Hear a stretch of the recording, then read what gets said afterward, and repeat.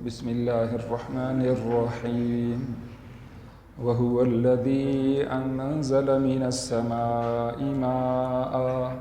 فأخرجنا به نبات كل شيء فأخرجنا منه خضرا نخرج منه حبا متراكبا ومن النخل من طلعها قنوان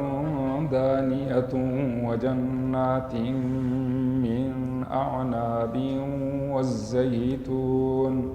والزيتون والرمان مشتبها وغير متشابه انظروا إلى ثمره إذا أثمر وينعه إن في ذلكم لآيات لقوم يؤمنون وجعلوا لله شركاء الجن وخلقهم وخرقوا له بنين وبنات بغير علم سبحانه وتعالى عما يصفون صدق اللہ العظیم وہو الذی اور وہ وہی اللہ ہے انزل اس نے اتارا من السماء آسمان سے ماء بارش کو پانی کو فاخرجنا به پس ہم نے نکالے اس پانی کے ذریعہ سے نباتا پودے کل شیء ہر طرح کے فاخرجنا پس ہم نے نکالا منہ اس پانی کے ذریعہ سے خضراً سبزہ نخرج منہ ہم نکالتے ہیں اس سے حباً اناج دانے متراکبا ایک دوسرے کے اوپر تہ بتہ چڑھے ہوئے ومن النخل اور کھجوروں سے من طلعها ان کے خوشوں سے قنوان گچھے ہیں دانیۃ جھکے ہوئے وجنات اور باغات ہیں من اعناب انگوروں سے والزیتون اور زیتون ہے والرمان اور انار ہے مشتبہاً ایک دوسرے سے ملتے جلتے وغیر متشابہ اور ایک دوسرے سے نہ ملتے جلتے انظروا اے لوگو دیکھو تم الی ثمرہ اس کے پھلوں کی طرف اذا اثمر جب وہ پھل دے وینعیہ اور اس کے پکنے کی طرف ان فی ذالکم لآیات بے شک اس میں البتہ نشانیاں ہیں لقوم ان لوگوں کے لیے یؤمنون جو یقین رکھتے ہیں جو ایمان رکھتے ہیں وجعلوا اور ان لوگوں نے بنا لیا للہ اللہ کے لیے شرکاء شریک الجن جنات کو وخلقہم حالانکہ اللہ نے ان جنات کو پیدا کیا وخرقوا اور گھڑ لیا بنا لیا ان لوگوں نے لہو اللہ کے لیے بنین بیٹوں کو وبنات اور بیٹیوں کو بغیر علم بغیر علم کے سبحانہ وہ ذات اس سے پاک ہے وتعالی اور بہت بلند ہے عما یصفون اس سے جو یہ بیان کر رہے ہیں۔ یہ آج کے درس کی 2 آیات کریمہ ہیں۔ اس سے پہلے والی آیات کریمہ میں پچھلے درس کے اندر اللہ تعالیٰ جل شانہ کی قدرتوں کا، اللہ کی عظمتوں اور اللہ کی شانوں کا بیان ہے۔ یہ سننا، یہ بولنا، یہ سوچنا اور اسی کیفیت کے ساتھ، اسی نظر، اسی یقین کے ساتھ چیزوں کو دیکھنے کی وجہ سے یقیناً ہمارے دلوں میں اللہ کی محبت آئے گی، اللہ کی عظمت آئے گی۔ جب اللہ کی عظمت آئے گی پھر اللہ کی اطاعت و فرما برداری کرنا آسان ہوگا، کیونکہ ہم جب یہ جانتے اور سمجھتے ہیں کہ اس آدمی کا بڑا اختیار ہے تو اس کے اختیار کے بقدر ہم اس کی اطاعت و فرما برداری کرتے ہیں، اور جس کے بارے میں اس نے روک دیا اسی کے اختیار کے بقدر ان کاموں سے ہم بچتے ہیں، رک جاتے ہیں، کیونکہ وہ بڑے۔ اس کائنات کا سب سے بڑا اللہ ہے۔ جب بار بار اس کو بولا جائے گا، سنا جائے گا، سوچا جائے گا، اسی کیفیت کے ساتھ دیکھا جائے گا تو ہمارے دل کے اندر صحیح یقین آئے گا۔ ورنہ اگر ہم نے دنیا کی بڑائی کو سنا، بولا، سوچا اور اسی کیفیت کے ساتھ دیکھا اور پڑھا تو یقیناً نتیجہ یہ نکلے گا کہ ہمارے دلوں میں دنیا کی ہیبت آ جائے گی، دنیا کی محبت آ جائے گی۔ یہی وجہ ہے سورہ آل عمران میں اللہ کا ارشاد ہے ان فی خلق السماوات والارض واختلاف اللیل والنہار لآیات لأولی الالباب، بے شک زمین و آسمان کے بنانے میں اور دن اور رات کے آنے جانے میں اور ساری کی ساری چیزوں میں البتہ بڑی بڑی نشانیاں ہیں لأولی الالباب، ہر ایک کے لیے نہیں، لِأُولِي الْأَلْبَابِ عقل والے کے لیے، عقل مند لوگ، ان کے لیے اس میں نشانیاں ہیں۔ الذین یذکرون اللہ قیاما وقعودا وعلی جنوبہم، یہ عقل والے جب ان کے دل میں اللہ کی ہیبت عظمت آ جاتی ہے، اللہ کی قدرت کی نشانیوں میں غور و فکر کرنے کے بعد، تو پھر وہ کھڑے کھڑے بھی اللہ کی فرما برداری کرتے ہیں، بیٹھے بیٹھے بھی اللہ کی فرما برداری کرتے ہیں، لیٹے لیٹے بھی اللہ کی فرما برداری کرتے ہیں۔ اور ان تینوں حالتوں میں، انسان کی یہ تینوں ہی حالتیں ہیں، تینوں حالتوں میں وہ اللہ کی نافرمانی سے اپنے آپ کو بچاتے ہیں۔ وَيَتَفَكَّرُونَ فِي خَلْقِ السَّمَاوَاتِ وَالْأَرْضِ، اور غور و فکر کا نتیجہ یہ نکالتے ہیں کہ یا اللہ سبحانک، یا اللہ ما خلقت ھذا باطلا، یہ سب کچھ تو نے بیکار پیدا نہیں کی، اس کے پیدا کیے جانے کا ایک مقصد ہے، اور وہ حضرت انسان کا امتحان ہے۔ تو پھر یہ عاجزی کے ساتھ اطاعت و فرما برداری کرتے کرتے ساتھ اللہ کے حضور دعا بھی کرتے ہیں، سبحانک فقنا عذاب النار، یا اللہ ہم اطاعت کر رہے ہیں، ہم گناہوں سے بچ رہے ہیں، پھر بھی ہم سے جو سستی ہو جائے تو یا اللہ تو ہمیں جہنم کی آگ سے، اپنے غصے سے، اپنے عذاب سے بچا۔ یہ ہم سب کے لیے لازم اور ضروری ہے۔ حدیث پاک کا مفہوم ہے، حضور نے فرمایا تفکروا فی الخلق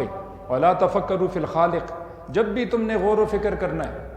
تم نے مخلوق میں غور و فکر کرنی ہے، ولا تفکروا فی الخالق، خالق کے بارے میں تم نے غور و فکر نہیں کرنی۔ اگر خالق کے بارے میں تم غور و فکر شروع کر دو گے تو پھر تم گمراہ ہو جاؤ، اور جب مخلوق کے اندر تم غور و فکر کرو گے تو تم خالق تک پہنچ جاؤ گے۔ اللہ تعالیٰ جل شانہ کا ارشاد ہے، کنت کنزا مخفیہ، حدیث قدسی ہے، میں چھپا ہوا خزانہ تھا، فاحببت ان اعرف، تو میں نے یہ پسند کیا کہ میں پہچانا جاؤں، میں جانا جاؤں، تو فخلقت الخلق، اللہ فرماتے ہیں میں نے اپنی مخلوق کو پیدا کیا تاکہ یہ انسان، یہ جن میری مخلوق کے اندر غور و فکر کر کے میری محبت کو حاصل کر سکے، میری عظمت کو حاصل کر سکے۔ حضرت امام شافعی رحمۃ اللہ تعالیٰ علیہ فرماتے ہیں، یہ توت کا یہ جو درخت ہے اور اس کے جو پتے ہیں اور اس کا جو پھل ہے، میں نے اس سے اللہ کو پہچان لی۔ اللہ کی پہچان کے لیے ایک چھوٹی چیز پہ بھی انسان ننھی چھوٹی چھوٹی چیونٹیوں پہ غور و فکر کرے، ان کی پیدائش، ان کا آنا جانا، پھر ذخیرہ اکٹھا کرنا، ذخیرہ اکٹھا کرنے کے بعد اس کو بیچ میں سے دو کر دینا، اس کو پھاڑ دینا۔ وہ یہ جانتی ہے اس چھوٹی سی چینٹی، اور اس کی پھر عقل کتنی ایک ہوگی جی، اس کی عقل کے اندر، اس کی سمجھ کے اندر اللہ نے یہ بات رکھی ہے کہ اگلے موسم کے اندر یہ بیج جو ہے یہ اگ سکتا ہے، اور جب اس سے کوئی شے نکل آئی اور کوئی شے اس سے پیدا ہوگی تو پھر یہ میرے کام کا نہیں، لہٰذا اس کو وہ دو ٹکڑے کر دیتی، جدا جدا کر دیتی، اور وہ یہ جانتی ہے میں نے گرمیوں کے موسم میں بارش سے پہلے پہلے اپنے لیے ذخیرہ کرنا ہے، اور پھر میں نے سردیوں کے موسم میں اس کو کھانا۔ وہ تھکتی نہیں، وہ اپنی محنت سے پیچھے نہیں ہٹتی، وہ سستی نہیں کرتی، دن رات محنت، کام کام کام، یہ سب چیزیں پھر ان کے اپنے اپنے خصوصی آواز میں ان کی دستکیں ہیں، اور صرف جو ہے وہ اس خاندان کی چینٹی اس میں آ سکتی، دوسری چینٹیاں اس میں نہیں آ سکتی۔ اگر آ بھی جائے غلطی سے وہ الٹی ہو جاتی، یا تو اس کو گرفتار کر لیا جاتا ہے، یا اس کو مار دیا جاتا ہے، یا اس کے ٹھکانے پہ اس کو پہنچا دیا جاتا ہے۔ پھر ہم یہ بھی دیکھتے ہیں اپنی آنکھوں سے، ان خاندان والوں میں سے کوئی ایک چونٹی اگر فوت ہو جاتی ہے تو وہ دیگر چونٹیاں ان کو لے جاتی اور اپنے قبرستان کے اندر جا کے اپنے ذاتی، اپنے گھر کے خاندان کے قبرستان میں اس کو دفنا دیتی۔ یہ چھوٹی سی ننھی سی مخلوق ہے، اللہ تعالیٰ جل شان اس کو کتنی سمجھ نصیب فرمائی ہے، کتنی عقل نصیب فرمائی ہے۔ دور آپ تار کے اوپر بھی اگر کوئی میٹھی چیز یا اس کے کھانے کی چیز اس کو رکھ دیں تو وہ بڑے اہتمام کے ساتھ، ہم نہیں اس کو سونگھ سکتے، چھوٹی سی وہ چینٹی، اس کی ناک کتنی ایک ہوگی، پھر اللہ نے اس میں قوت طاقت اتنی رکھ دی کہ وہ دیوار کے اوپر چڑھتی ہے، دیوار کے اوپر چڑھنے کے بعد وہ تار کے اوپر آتی ہے اور پھر وہ اپنی خوراک تک چلی جاتی ہے، وہاں سے خوراک اٹھا کے اپنے گھر تک لے جاتی ہے۔ یہ سارے کے سارے سلسلے، اور پھر اس میں بہت سارے واقعات آپ نے دیکھے ہوں گے، سنے ہوں گے۔ بہرحال عرض کرنے کا مقصد یہ، حضرت امام شافعی رحمۃ اللہ تعالیٰ فرماتے ہیں یہ توت کا پتا اگر ریشم کھاتا ہے تو وہ ریشم کا کیڑا کھاتا ہے تو ریشم بناتا، اگر بکری کھاتی ہے تو دودھ پیدا کرتی، ہرن کھاتا ہے تو اس کے نافے میں کاستوری بنتی، اور یہی پھل جو ہے اس کا شہتوت، اگر وہ شہد کی مکھی کھاتی ہے تو وہ شہد پیدا کرتی۔ چیز ایک ہے لیکن اس سے چار چیزیں مختلف پیدا ہونے والی ہیں۔ کون پیدا کرنے والا ہے؟ یقیناً ایک اللہ۔ تو عرض کرنے کا مقصد یہ ہے، بار بار اللہ کی عظمتوں کو بیان کیا جاتا ہے، ان آیات کریمہ بھی اللہ کی عظمت کا بیان ہے۔ فرمایا وَهُوَ الَّذِي، وہ اللہ ہے، انزل، اس نے اتارا، من السماء آسمان سے ماء پانی. سوال یہ ہے کہ من السماء کا لفظ آیا ہے، آسمان سے تو پانی نہیں آتا، یہ تو قریبی بادل ہوتے ہیں، بادلوں سے آتا ہے، آسمان تو بہت اوپر ہے، تو پھر سما کیوں کہا گیا؟ تو پہلی بات یہ ہے کہ سما عربی میں ہر اس چیز کو کہا جاتا ہے جو انسان کے سر سے اوپر، چھت کو بھی سما کہہ سکتے ہیں، بادلوں کو بھی سما کہہ سکتے ہیں، سائبان کوئی بھی اوپر والی شے ہے اس کو بھی ہم سما کہہ سکتے ہیں، اور آسمان کو بھی آسمان کہا جاتا ہے. ایک وجہ یہ. دوسری وجہ یہ کہ ظاہراً ہمیں نظر آ رہا ہے اس آنکھ سے کہ بارش بادلوں سے آ رہی. وَفِي السَّمَاءِ رِزْقُكُمْ وَمَا تُوعَدُونَ. اللہ فرماتے ہیں یاد رکھو، تمہیں نظر آتا ہے کہ زمین سے روزی پیدا ہو رہی ہے، حقیقتاً زمین سے روزی نہیں ہو رہی بلکہ اس کا جو آرڈر حکم آتا ہے وہ آسمانوں سے آتا ہے. اسی طرح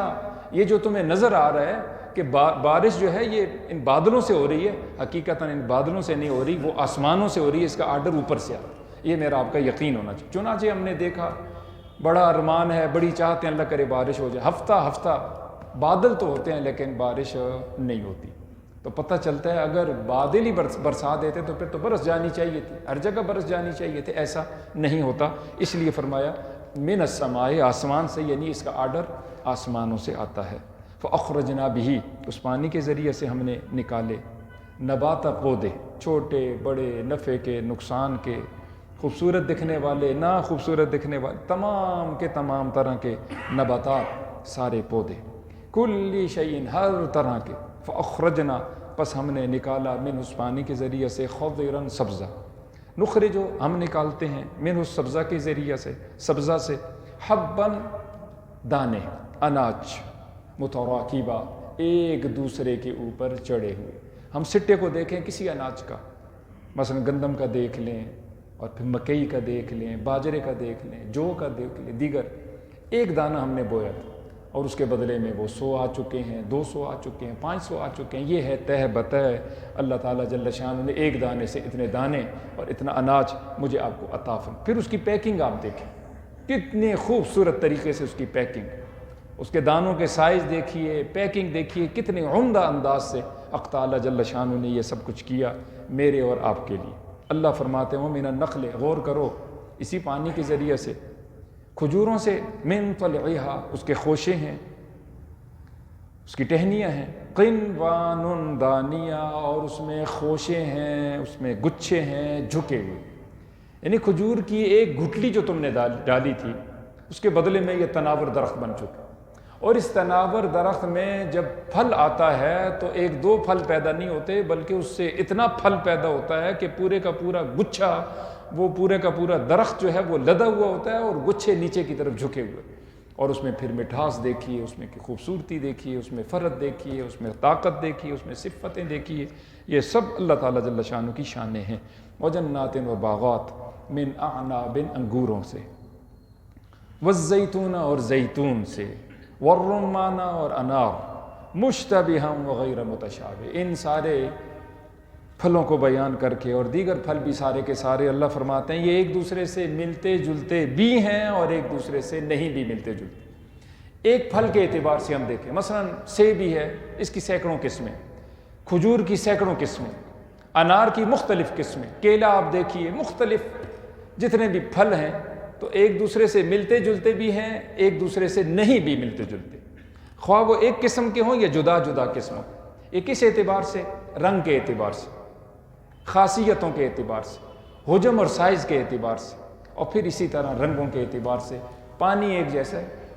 زمین ایک جیسی ہے، لیکن جو اس سے ذائقے نکل رہے ہیں مختلف ذائقے، تو انسان کہنے کے لیے مجبور ہو جاتا ہے فتبارک اللہ احسن الخالقین، پس وہ ذات بڑی برکت والی ہے جو بہترین بنانے والا ہے. تو یہ کہنا چاہیے اور دل سے کہنا چاہیے تاکہ ہمارے دل میں اللہ کی عظمت آ جائے، اللہ کی شان آ جائے. انظروا، اللہ فرماتے ہیں تم دیکھو، غور کرو، الی ثمرہ، اس پانی سے جو پیدا ہوتے ہیں اس کے پھلوں کی طرف،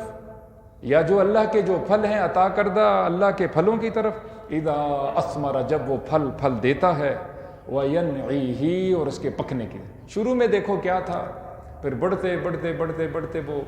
اس کا سائز پورا ہو گیا، پھر اللہ تعالیٰ جل شانہ اس کے اندر مختلف ذائقے بھر گئے، پھر جو پک جائے پھر اس کا ذائقہ کیا ہے. ان تمام چیزوں کے اندر اللہ تعالیٰ جل شانہ فرماتے ہیں ان فی ذالکم، بے شک اس میں البتہ نشانیاں ہیں، لقوم یؤمنون، ان لوگوں کے لیے جو ایمان لاتے ہیں اور جو یقین کرتے ہیں۔ اس سے بعد اسی سورہ مبارکہ میں ہم ایک لفظ دوسرا پڑھیں گے، وہاں آئے گا متشابہ ہم وغیرہ متشابہ، اور وہاں آئے گا انظروا الی ثمری اذا اثمر وآتوا حقہ، وینعہ، یہاں آیا اس کے دیکھو پھلوں کی طرف اور اس کے پکنے کی طرف۔ وہاں اللہ تعالیٰ جل شانہ کا ارشاد ہے تم دیکھو پھلوں کی طرف، اس کے پکنوں کی طرف، وآتوا حقہ یوم حصادہ، اور جس دن پھل آ جائے نا اس دن اس کا حق ادا کر دو۔ اگر بارانی زمین ہے تو عشر دو، بارانی نہیں ہے، نہری زمین ہے جس میں تمہارا کوئی خرچ بھی ہے تو تم 20واں حصہ اللہ کے راستے میں خرچ کرو۔ اور پھر یہ بھی ہے حق، کھاؤ، اللہ تمہیں قوت طاقت عطا فرمائے تو پھر اللہ کا شکر ادا کرو، زبان سے بھی، دل سے بھی، عمل سے۔ میرے آپ کے پاس اللہ کی مہربانی سے وہ نعمتیں ہیں جو ہمارے آباء و اجداد کے پاس نہیں تھیں، اور پھر وہ نعمتیں جو پہلے وقتوں کے بادشاہوں کے پاس نہ تھیں۔ اللہ نے مجھے آپ کو یہ بجلی کی نعمت، یہ گیس کی نعمت، یہ پکے مکانات، کارپیٹڈ ماحول، گرم ٹھنڈے پانی، اور گھروں کے اندر سونے کے لیے نرم بستر، گرم بستر، اور پھر کیا کچھ آپ غور کریں، تھوڑا سا پیچھے جائیں، پہلے وقتوں کے بادشاہوں کے لیے نہ یہ سفری سہولیات تھیں، نہ ان کی اقامتی سہولیات تھیں، نہ گھروں کی سہولیات تھیں، نہ کھانے پینے کی، اور نہ پہننے کی، اور نہ باقی۔ یقیناً ہم سب کے لیے زیادہ شکر لازم ہے، لیکن یہ کیفیات ہماری اس زمانے میں بہت کم ہیں۔ جب نعمتیں زیادہ ہوں تو شکر بھی زیادہ ہو۔ یقیناً جو پھل ابھی گزرا، جتنا زیادہ اس پہ پھلوں کا لوڈ ہوگا اتنا ہی ایک تو وہ نیچے ہوگا، جھکا ہوا ہوگا، اس میں عاجزی ہوگی جی، اور جس کے ساتھ کچھ بھی نہیں ہوتا، جیسے سفیدہ وغیرہ، گوند وغیرہ، تو وہ اوپر کی طرف جاتا۔ تو ہماری زندگیوں میں عاجزی ہو، جب اللہ نے اتنی مہربانیاں فرمائی ہیں تو ہم اللہ کے مطیع اور فرما بردار رہیں۔ دوسری آیت کریمہ میں ارشاد ہے وَجَعَلُوا لِلَّهِ، اور انہوں نے بنایا اللہ کے لیے شرکاء شریک، الجن، جنات کو۔ کہا جی کہ وہ جن بھی اللہ کے ساتھ شریک ہیں، اللہ کی بھی عبادت کی جائے، جنوں کی بھی کی جائے۔ وَخَلَقَهُمْ، اور اللہ فرماتے ہیں لوگوں نے اچھا وَخَلَقَهُمْ، اللہ نے ان کو پیدا کیا۔ جس کو اللہ نے پیدا کیا وہ معبود کیسے ہو سکتا ہے؟ ایک تو خالق ہے، ایک مخلوق ہے۔ خالق حق رکھتا ہے کہ وہ معبود، مخلوق کا قطعاً کوئی حد نہیں، نہ انسان، نہ جن، نہ کوئی فرشتہ، نہ اچھا برا کہ اس کی عبادت کی جائے، یہ قطعاً نہیں ہو سکتا۔ اللہ فرماتے ہیں شرکاء الجن، جنات کو تم نے شریک تو بنا دیا، اور جنات کو تو اللہ نے پیدا کیا۔ وَخَرَقُوا، اور لوگوں نے بنا دیا، گھڑ لیا، لہو، اللہ کے لیے، بنین، بیٹوں کو، وبناتن، اور بیٹیوں کو، بغیر علم، بغیر علم۔ انہوں نے کہا جی جنات اللہ کی رشتہ داری میں ہیں، فرشتے اللہ کی رشتہ داری میں، انشاءاللہ اگلے درسوں میں اس کی تفصیل آئے گی۔ سبحانہ، اللہ نے یہاں مختصر یہ فرمایا اللہ کی ذات اس سے پاک، نہ جنات اللہ کے ساتھ شریک ہیں، نہ جنات و فرشتوں کے ساتھ اللہ کی کوئی رشتہ داری ہے۔ وتعالی، اور اللہ بہت بلند ہے، عما یصفون، ان باتوں سے جو یہ بیان کرتے ہیں۔ اللہ یکتا ہے، اکیلا ہے، اس کا کوئی خاندان نہیں، اور اس کی کوئی اولاد نہیں، اس کا کوئی رشتہ دار نہیں۔ اللہ کی باقی ساری کی ساری مخلوق ہے، ایک اللہ خالق، باقی سارے مملوک ایک اللہ مالک، باقی سارے مرزوق ایک اللہ رازق، باقی سارے عابد ایک اللہ معبود۔ یہ میرا آپ کا ایمان ہے اور اسی پہ ہمارا یقین ہے اور ہونا چاہیے۔ اللہ سے دعا ہے اللہ ہمیں یقین عمل کی توفیق سے مالا مال